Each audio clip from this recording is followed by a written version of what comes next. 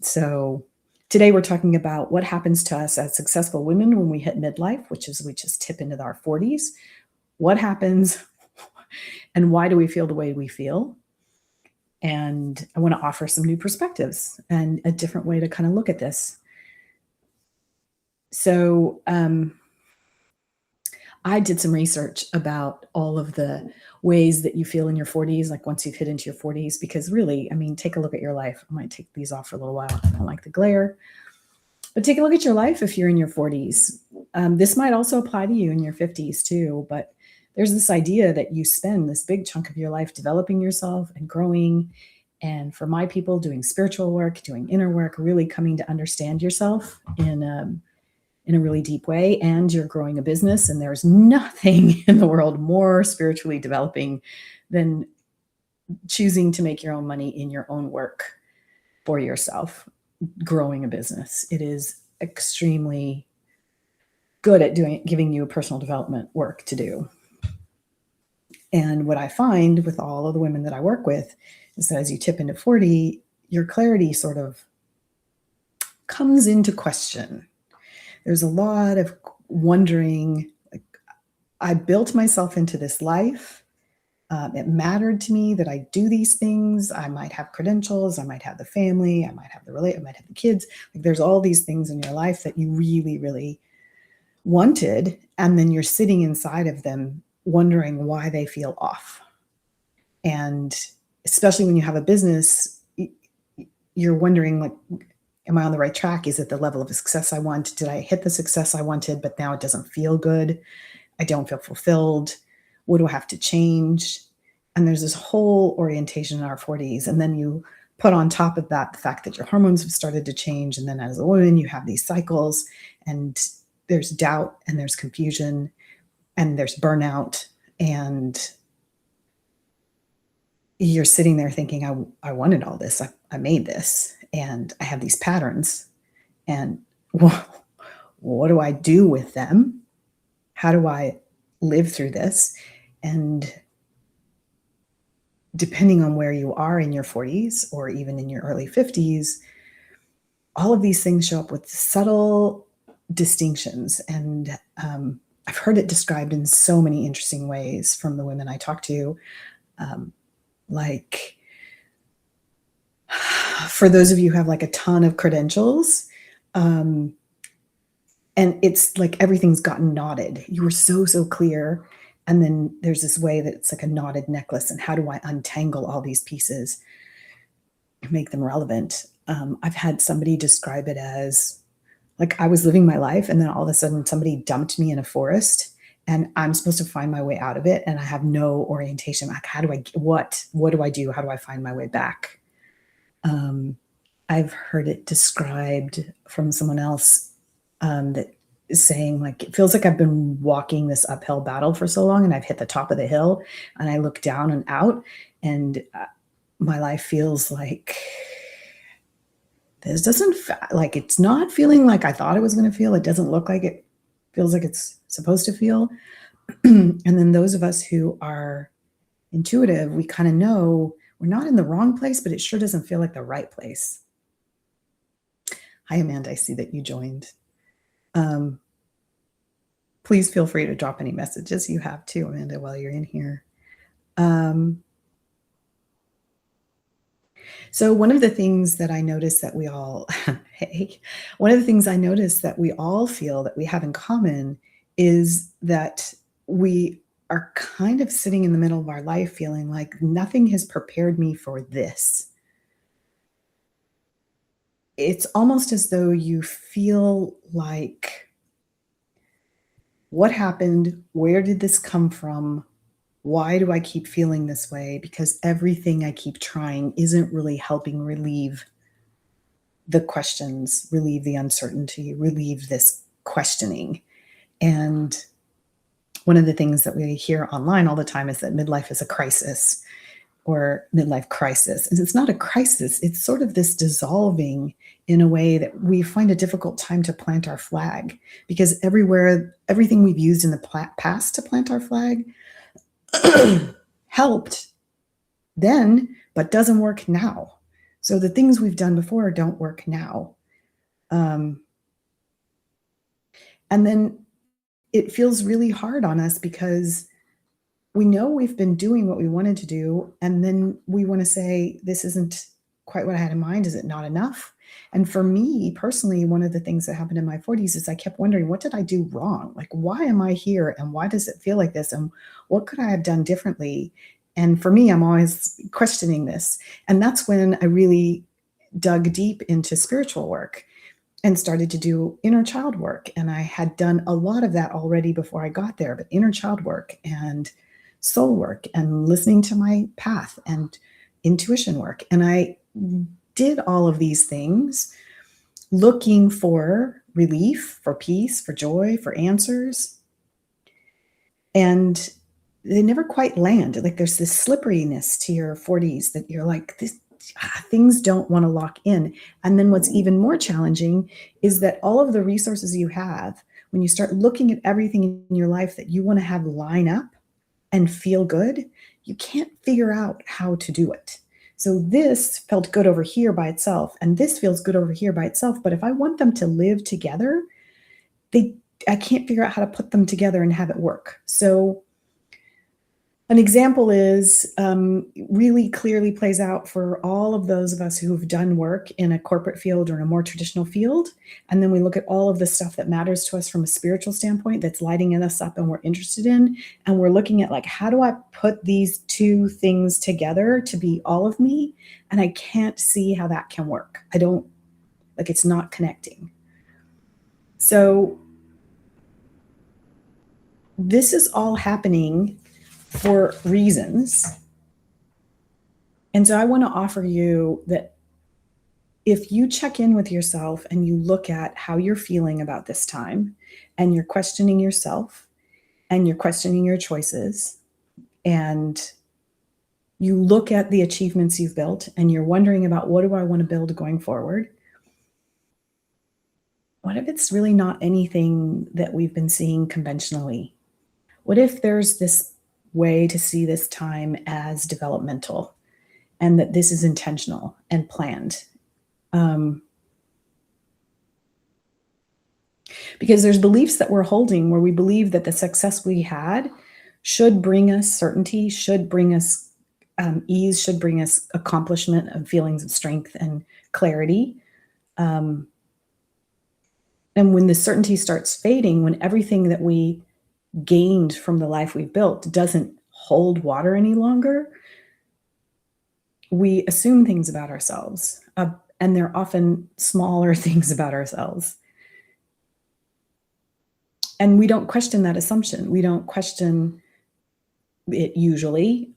We're trying to figure out, what have I done wrong and what can I fix? What did I miss? And what pieces of me need to be grown, especially if you're spiritual. I think, okay, what else do I have to grow about myself in order for this reality to shift? And what if it's not any of those things? Because we're operating from a different assumption. We're operating from this assumption that everything I've been constructing, I'm going to get to keep constructing on it some more. And what I want you to know is that's not actually true. So when we hit our 40s, it's not about adding more success and adding more skills and adding more credentials on from what we've been building before.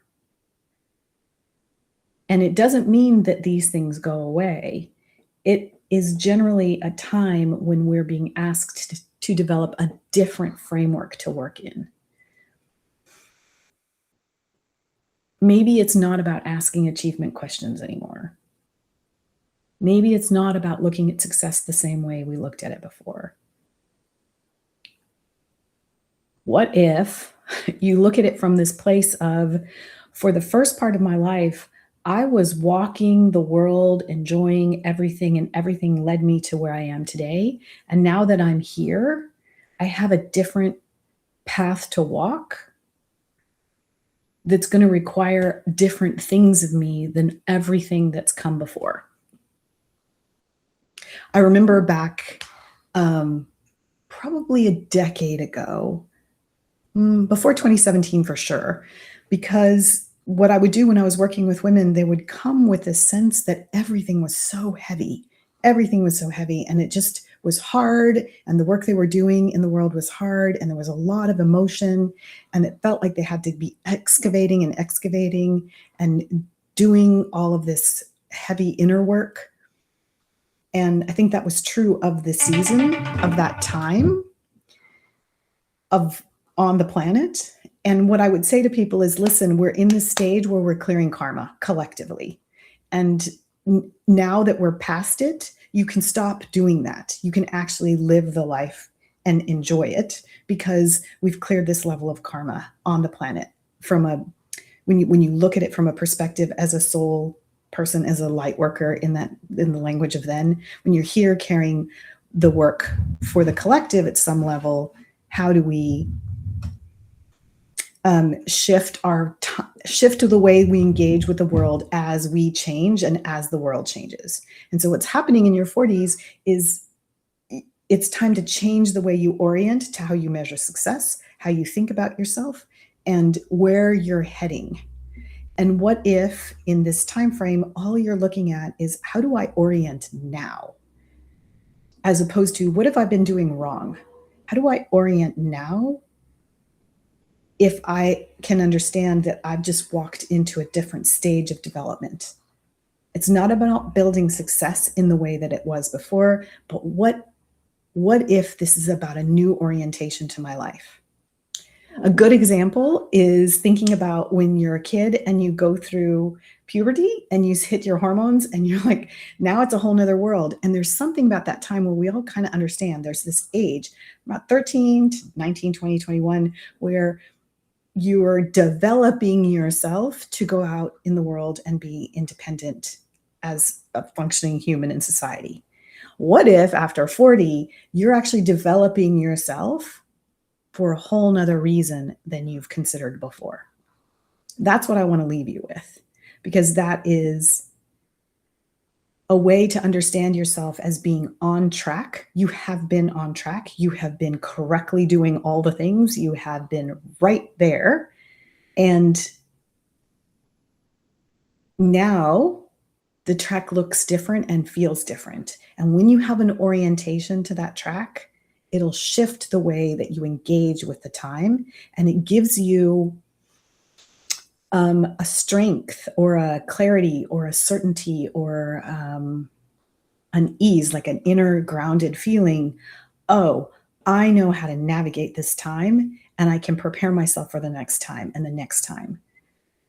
Because when we're success oriented or we're growth oriented, which a lot of us are because we're generators, when we're aiming for these things, we know, okay, if I get to this level of position, then I can go to this level of position. And if I do this much money, if you're a solopreneur or entrepreneur, if I'm hitting this mark, then I can aim for this mark. And if I go for this mark, then I can go to this mark. And that's how we used that, our growth time up to our 40s. And in our 40s, those things don't matter in the same way. They start to become less important, and we're still looking to them to give us guidance, but they're unfulfilling. So now it's a matter of finding, what is the new orientation, right? What I want to leave you with is, where have you mistaken this time, the disorientation of this time, as a failure, as something's wrong with my life and something's wrong with me? That's what you want to take a look at. I'm just taking a look at my notes to make sure I've covered everything. What I want you to know is that we can understand this time as a growth, and we can understand it as nothing's wrong. And the way we get to that is by understanding what the time is for. So I hope this has been helpful. I kind of wanted to name some of the things. I'm trying to think if there's anything else I wanted to make sure I spoke to about this time. You know, what's really, really important to me that I didn't specifically cover at the beginning is that I want you to understand that when you're intuitive and you're living your life according to your soul and you're listening to your intuition, that puts you in a really unique camp. It seems more common these days than it ever has been because I can see this all over the internet and all over social media, that there is this focus that we have about following our soul. But when you truly do follow your soul, there's a way that you are saying, I'm going to be walking and living outside of the norm. I'm not going to use my mind to make choices. And what you're doing when you do this is you are basically becoming marginalized. And I know this sounds really weird, but you become marginalized in that way. And so holding the belief about yourself that this is a strong and good and healthy way to approach my life, I've made a good choice for myself, is one thing. But to hold it when you exist in a world that questions it at all times is a little bit harder to do. And so then when you go to make decisions and choices in your life, and you're choosing from your heart and your soul, there's a way that we create our own questioning inside ourselves, even when we have perfect clarity. Let me see if I can explain how this works. When I opted to start doing my business and support women to grow their business in alignment with their soul, people weren't doing this. And so I felt weird representing that. I felt weird talking about it publicly because I felt that there was this subtle judgment in the world from others that would question me and my intelligence and not respect me. And I know it didn't need to matter, but at some level, when you present yourself in a public setting, then there is a questioning that happens at that point in time. And there's a way that it creates a desire within ourselves to prove I've got this when we really don't need to, but that's what's happening.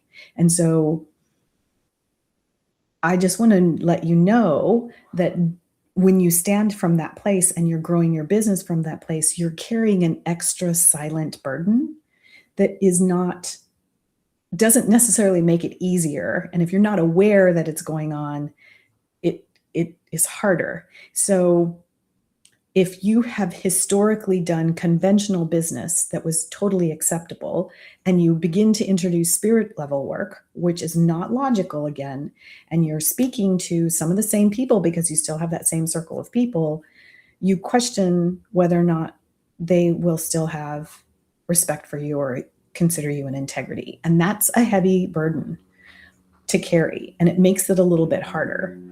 But what I want you to know is that that's intentional and that's purposeful, and it is actually helping you grow what you're wanting to grow at this time, because that's what's being asked of the world. So I want to encourage you in where you stand. It is a good place to be, even though it has created a little bit more drag as we move through the world.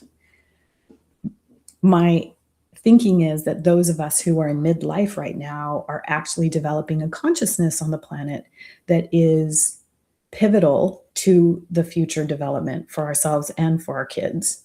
And as we invent what's coming new, because never before have we had as many women, I'm going to speak just to women because they're my audience, never before have we had as many women who have been in the conventional world and who are inventing a new world, and they're putting these two things together.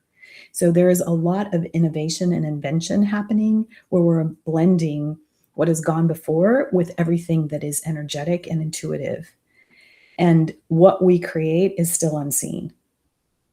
So kind of went down a tangent I didn't anticipate, but this idea that why do things not feel like my life is working?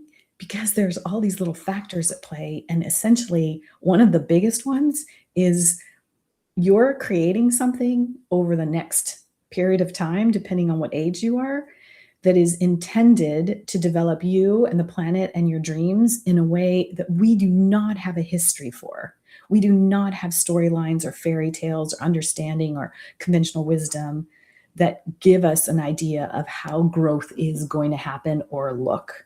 And when we don't have that kind of thing to work from, it can feel pretty unstable. So I hope this makes sense to you. I see that Kristen joined. If you guys have any questions before I sign off, I am here to answer any questions if you'd like. I'm coming back tomorrow so that you guys know we're going to be talking about, not tomorrow, I think I'm going to skip a day. So Wednesday, why doesn't inner work automatically create clarity? So I want to speak to that. Why doesn't inner work automatically create clarity? And one of the themes that's going to track across all the lives that I do is that what I'm feeling and seeing and what I'm offering is, what is your soul's trajectory? And how do we understand what we're living in this physical world from that perspective? So inherent in everything I've shared here is this idea that what you're feeling and living through in the physical world is actually your soul taking you on a journey.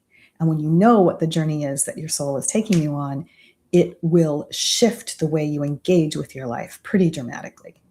The next go around for the next live is, why does the inner work, why doesn't it clear up?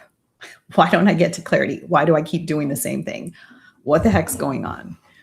So today was just more about understanding this is how it feels to be us right now. And it doesn't feel great, but it has a point and it has a purpose, and you're not off track. You are exactly where your soul wanted you to be. So I want to thank you all for joining me. And I want to thank everyone who's listening on the recording. Let me know if you have questions. I would love to answer them. Take care, y'all. Ooh, Amanda, how have you navigated the reactions of people in your circle when they react to your shift from traditional business to aligned soul spiritually connected? Do you know what I've noticed, Amanda? So the question for everyone is, how have you navigated the reactions of people in your circle when they react to your shift from traditional business to aligned soul spiritually connected business? Okay, so what I have noticed is, in the conventional world, their eyes can glaze over if they have no interest. They just don't know what to do with it. It's like they just heard sound and then there was nothing. And especially if you've had a relationship with them for a while, the relationship and the way they know you will supersede anything else. So it's more like you just said, I decided to visit Mars and we picked up some, green horns, and now I'm going to wear them all the time. And they're like, okay, good, cool, awesome. And it's just like, it doesn't do anything from the conventional standpoint. They might hear, oh, she travels to Mars, so I'll just file that away and let other people know. If you ever need to go to Mars, Amanda does that. But it's like they don't necessarily carry it with weight. And that's especially true right now. So they generally don't have a judgment. Every now and then you'll run into some circles of people that really do hold a judgment around us, and you will know that, and you'll know it's not correct to say anything. But most of the people in the conventional circles you were in don't necessarily need or want what you're here to offer them. So if you can hold your center, your soul spiritually connected center, then I am still worth everything I have always been worth and more, and that I have a good awareness of who I am and what I have to offer, then they receive that energy. And so as we walk into living from our intuition and our energy and our soul connection, the more we're able to convey our own inner worth, regardless of the words. So that's how I would answer that. How did I react? How did I navigate it? I generally was honest, but minimal. So I didn't go into depth. I just made sure they understood that I'm leaning in this direction. And if they had questions, they would ask me from the conventional world. It's a little uncomfortable at first because it does feel from my lived experience, I did feel like there was a lot of judgment. But in truth, when I can look back on it and I look at it from, like, if you go to a networking event and somebody doesn't know you and they ask you what you do, and it's like, oh, I work with spiritual women to help them grow their business from their soul and their intuition, or I'm a business mentor. They're like, okay, yeah, but what do you do? Like, okay, yeah, they don't get it. And you have to describe, it's like, well, it's personal growth, personal development. We apply it to business. And they're like, okay, they still don't get it. So they already have to have a level of orientation, but they don't necessarily dismiss me out of hand. So that's how that has shown up in my life. And I'm glad it's helpful. Any other questions before I sign off? I'll give it a minute.